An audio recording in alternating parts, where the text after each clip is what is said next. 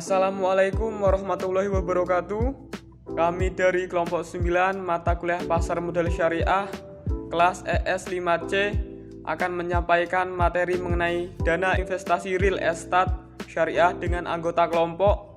Yang pertama Krisna dengan NIM 099, yang kedua Diki Ferdiansah dengan NIM 124, yang ketiga Zainuddin dengan NIM 126, yang keempat Selvi Nur Azizah dengan NIM 145. Presentasi akan disampaikan oleh beberapa teman saya. A.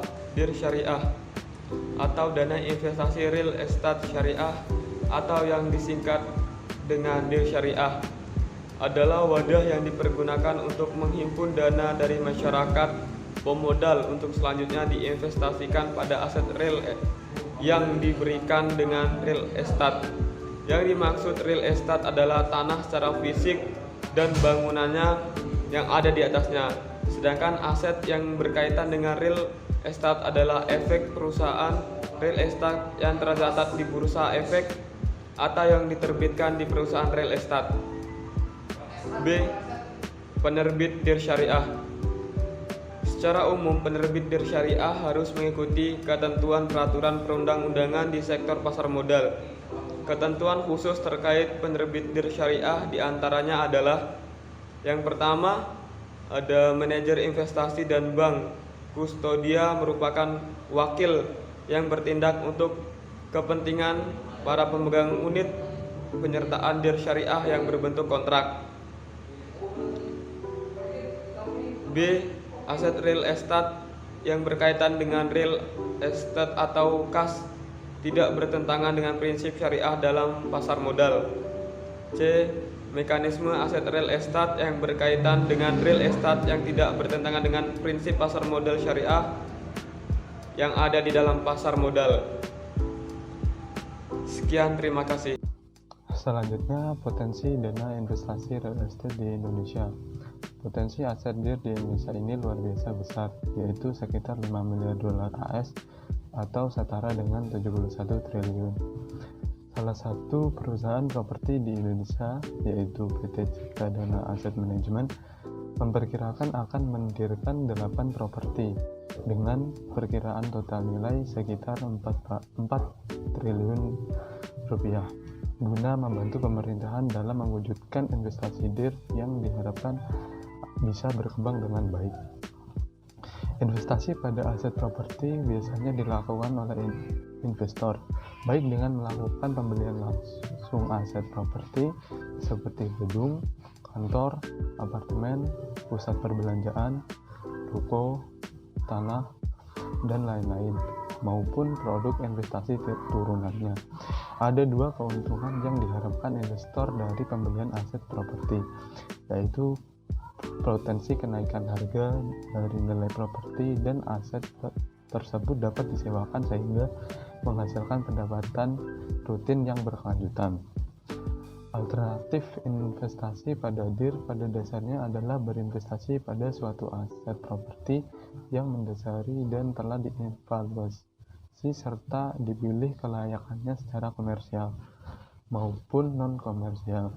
Karena investasi tersebut dilakukan melalui kerangka kontrak investasi kolektif (KIK), para investor dapat menikmati keuntungan dari suatu KIK. Selanjutnya ada pajak DIRE di Indonesia.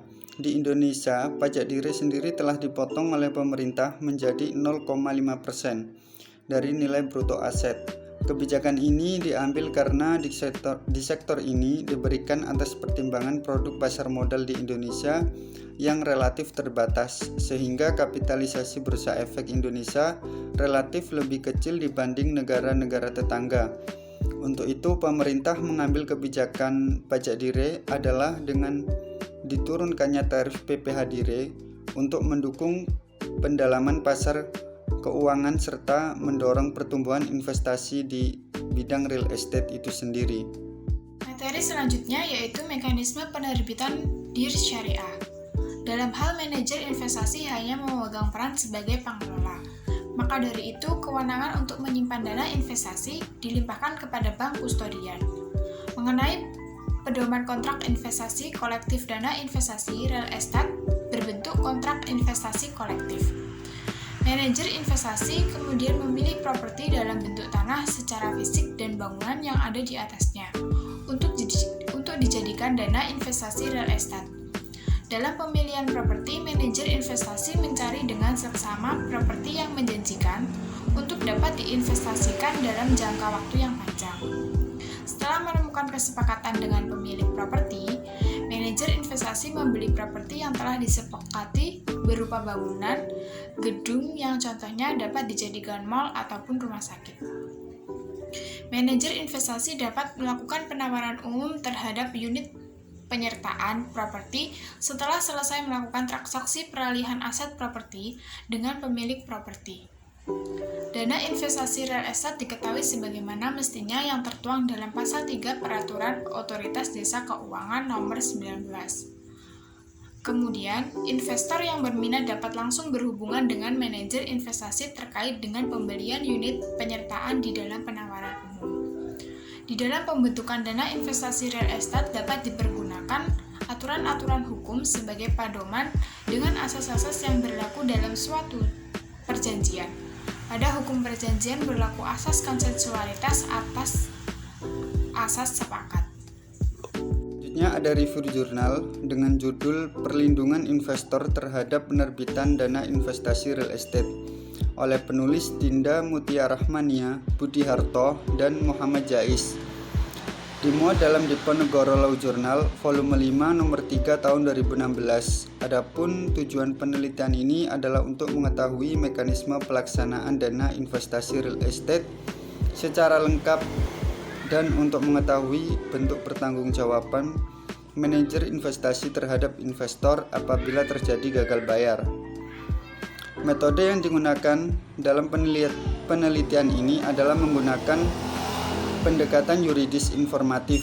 Berdasarkan hasil penelitian dan pembahasan, maka dapat disimpulkan bahwa mekanisme penerbitan dana investasi real estate dimulai dari adanya perjanjian yang dilakukan oleh manajer investasi dan bank kustodian yang berbentuk kontrak investasi kolektif, di mana jika terjadi gagal bayar akan dikenai sanksi administratif yang berupa peringatan denda, pembatasan kegiatan usaha, hingga pencabutan izin kegiatan. Mungkin cukup sekian presentasi dari kelompok kami. Silahkan kita lanjut tanya jawab di grup WhatsApp teman-teman. Akhir kata dari saya, wassalamualaikum warahmatullahi wabarakatuh.